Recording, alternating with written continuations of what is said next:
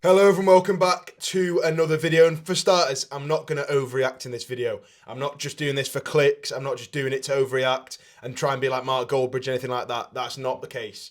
I'm just highlighting a few things about City's start to the season. On paper, it's a good start to the season. 5 wins, 2 draws, unbeaten, 17 points out of a possible 21. A pretty tricky start as well. We've already played the likes of Arsenal and Chelsea. In the Champions League, we got 4 points.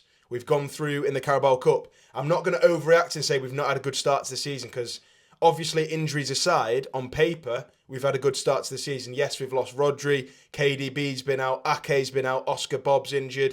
Do you know what I mean? Off paper, if you look at injuries and stuff, it's not a good start. But if you just look at the league table and the games we've played and the results we've got, it's a good start, right? But I'm going to highlight a few things. City have conceded 8 goals in the Premier League, right? 8 goals in 7 games. That's not like us at all. Man United have conceded 8 and look where they are. You know what I mean? They are not the benchmark at all. We've conceded 8 goals. And I'll just take you through the games, right? So, Community Shield, I'm not really going to pay much attention towards this. 1-1 against United and then obviously win on penalties, fair enough. Even that Chelsea game, I still felt like that was pre-season. Pep even said that felt like pre-season. A lot of our players weren't available for it. A great result though, 2-0 clean sheet against Chelsea. It was looking really good at that point.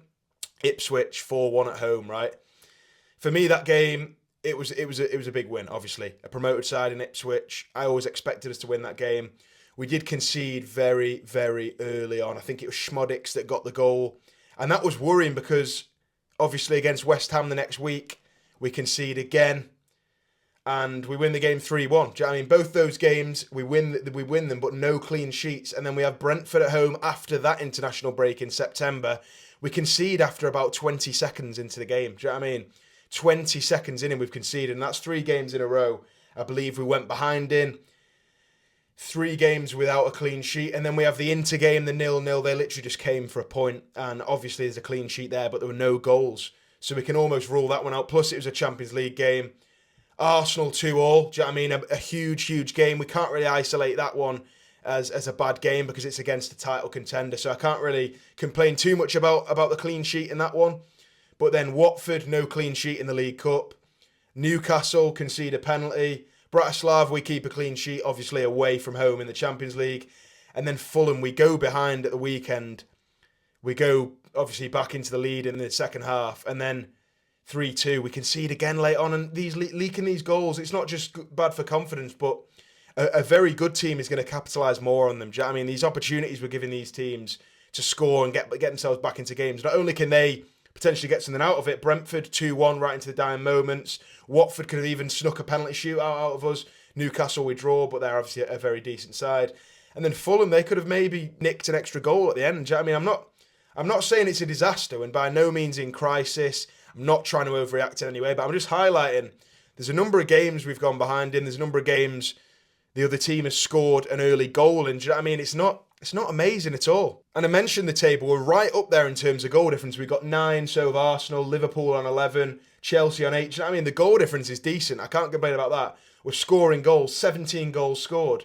Liverpool scored 13, Arsenal 15, but we have 8 against. 8 goals conceded in 7 games. It's not amazing. And as I said, I feel like a team maybe slightly better than some of the teams we've faced very recently and that we've conceded early goals against could capitalise. They could really capitalise on this. I'm not too sure what it stems from. Is it because we don't have Rodri protecting the back four? Is it just because we're rusty at the start of the season? And obviously we don't always start seasons amazingly well. Is it just we've kind of got away with it a little bit and won these games? Is it going to continue throughout the season? But 8 goals conceded in 7 games. Liverpool have conceded 2. Arsenal have conceded 6, fair enough, but do you know what I mean? It's not amazing. As I said, I'm not trying to highlight this as a huge crisis, a huge disaster, defensively this, defensively that. Obviously, John Stones hasn't played as much as we'd want him to. Ake's been out. It's obviously been not a makeshift back four. We've not had as much choice. With no Rodri, we're obviously getting used to coping with that. It's not a disaster. 8 goals conceded in 7. It's not amazing, but we look at the points, 17 points from 7 games. That's very good. We can't go into a meltdown about this. That's not what I'm trying to do. I'm just highlighting there's been a few games we've conceded early in. There's been a few games we've conceded too many goals in. Fulham, 3-2. How are we letting Fulham get 2 goals against us? And that's no disrespect to Fulham. But these are the kind of games we should be locking off a clean sheet in. Builds that platform, gives us that confidence to go to an Anfield and try keep a clean sheet, to play Arsenal and try keep a clean sheet. Do you know what I mean? We don't want to be conceding all these goals because you just leak them. If you leak goals, you continue to leak them throughout the season, and that is not going to convert itself into points very well. I mean, to be fair, last season we weren't clean sheet monsters. 34 conceded in 38 games. It's not amazing, to be fair. Obviously, we went on to win the league and we scored 96. So we can't really complain about that. But all I'm saying is, particularly in these games that are quite close, the Fulham, the Brentford game, I don't know if we can be conceding as many goals. And especially at the start of games, we're leaking too many goals early on. We don't want to end up getting ourselves knocked out of a cup competition, like in that Watford game, by something stupid. We don't want to be conceding goals and drawing to the likes of a Wolves that we play next or somebody like that. So what I want to see going forward is a nice clean sheet. That's what I want to see, a clean sheet, some clean white bed sheets. I want to be able to sleep in the bed of the sheet we've been protecting. And that makes no sense probably to half the people watching this. But anyway, clean sheet, please, against Wolves. It's not a disaster. We've got an international break. Hopefully after that we'll be a little bit fresher defensively. I just want to lock off a team and stop them scoring. That's all I want to do. It's not a disaster. It's not a meltdown. Make sure you leave your comments down below what you think. It's just a little problem we have at the moment. We're conceding too many goals. We're leaking them at the back. And I think hopefully we'll cut it out pretty soon. But yeah, I'll see you in the next one.